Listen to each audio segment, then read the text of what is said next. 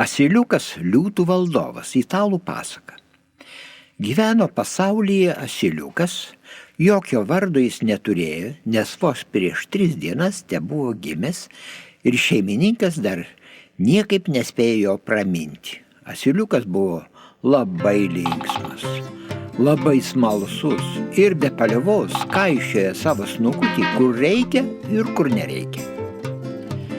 4. savo gyvenimo dieną, stripinėdamas po kiemą, jis pamatė smėlyje mažą duobutę.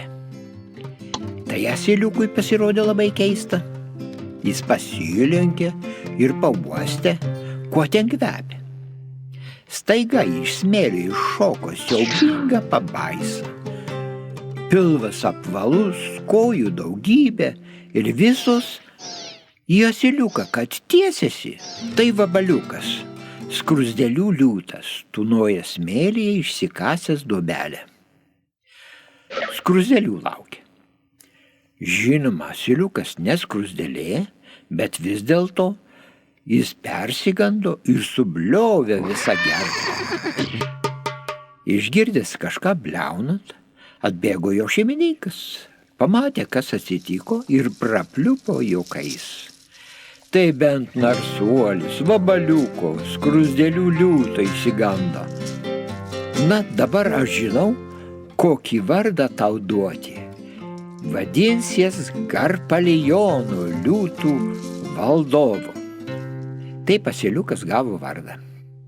Augo asiliukas, pagaliau užaugo didelis asilas. Kartais stovėjo garde ir krapsnojo šieną, o jo asiliškoje galvelėje sukosi įvairiausios mintys. Turbūt aš vis dėlto esu nepaprastas asilas.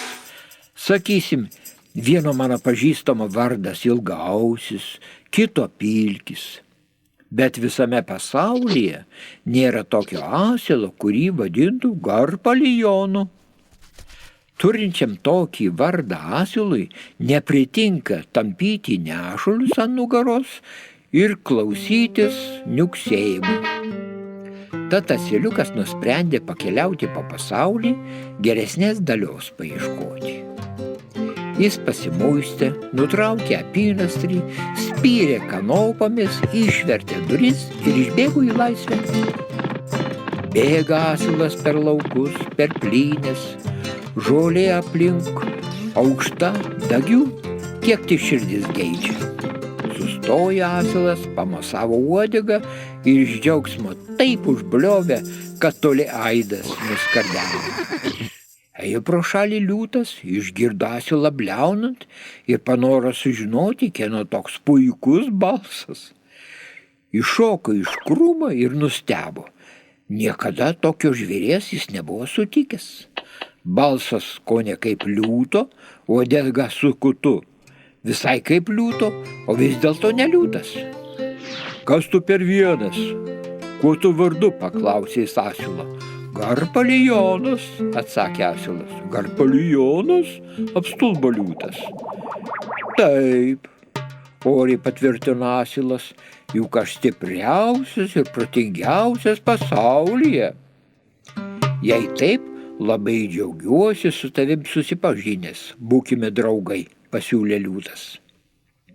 Gerai, sutiko asilas, ir jie patraukė toliau dviese. Netrukus jiems kelią užkirto upę. Dabar bus pats nemaloniausias dalykas, gūždamas, pasakė liūtas, teks sušlapti kailį. Niekai, perplauksiu, suprunkštė asilas, tik blusos bijo vandens. Liūtas įsižeidė, suriaumojo ir šoko į upę.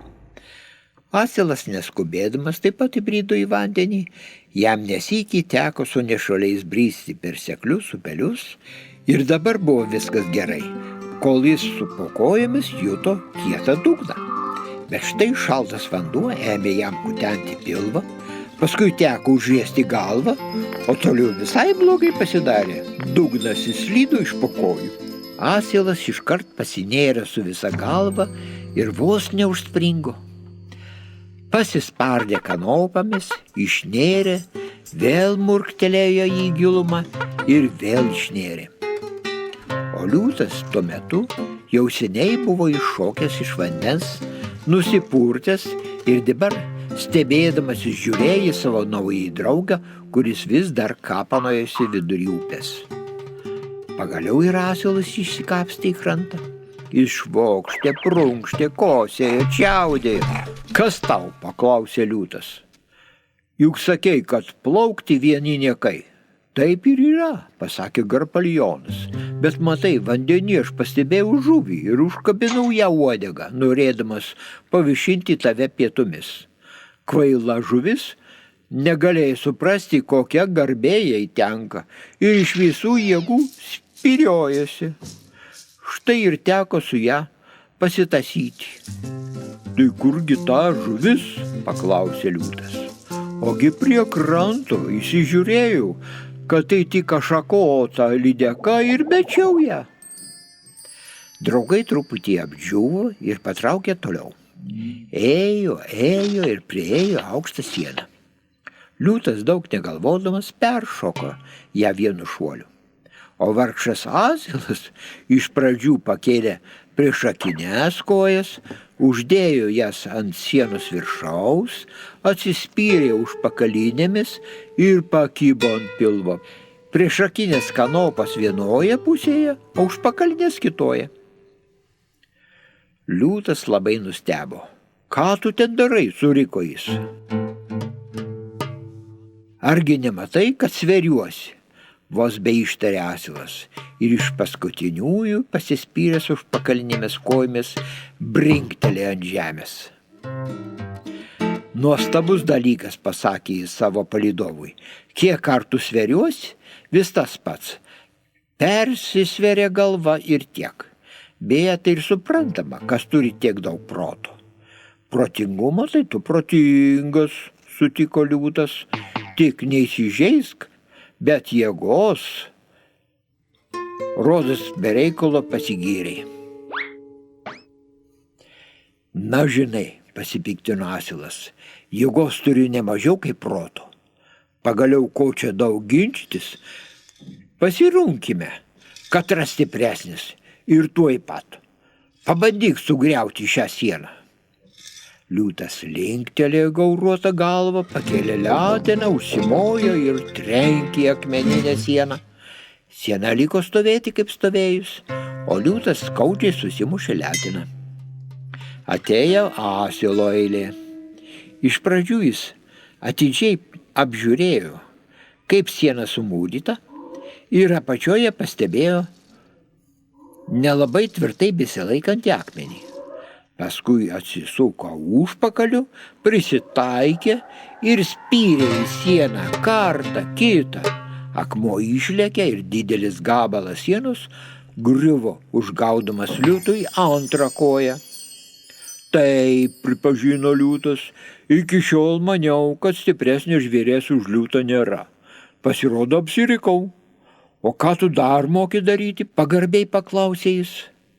O dar aš moku ėsti dyglius, pasakė asilas, kuris tuo metu jau buvo smarkiai praalkęs. Na jau, tuo neįmanoma patikėti, šūktelė liūtas.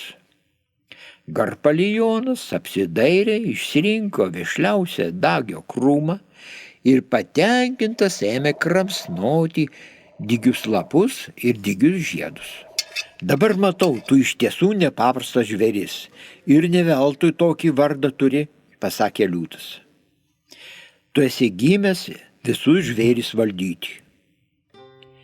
Eime greičiau, aš tave supažindinsiu su savo giminėmis. Esu tikras, kad jie bus laimingi galėdami tave pavadinti savo valdovu. Neatsisakau, sutiko asilas. Liūtas dideliais šuoliais nuliuoksėjo į priekį. Asilas vos spėjo paskui jį. Netrukus jie pasiekė dykynę, kur iš geltono smėlio kilo uolų skardžiai. Liūtas užbėgo ant paties aukščiausio skardžio ir griausmingai suriaumojo. Jam atsiliepė toks pats siaubingas riaumojimas ir iš visų pusių ėmė rinktis gauruoti jo giminės.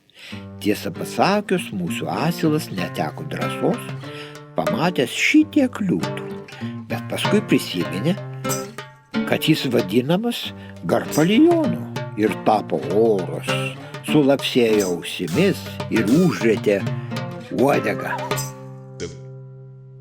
Liūtas pasakė: broliai, aš atvedžiau pas jūs nuostabų žvėrį. Matau, kad geresnio valdovo mes niekur nerasime. O ką mums valdovas, paklausė liūtai, bet jūs nežinote, ką jis moka. Jis uodega gaudo žuvis, jis toks protingas, kad jo galva visada persveria užpakalį.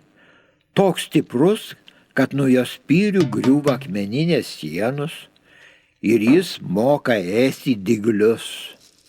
Bet to jo vardas Garpalijonas.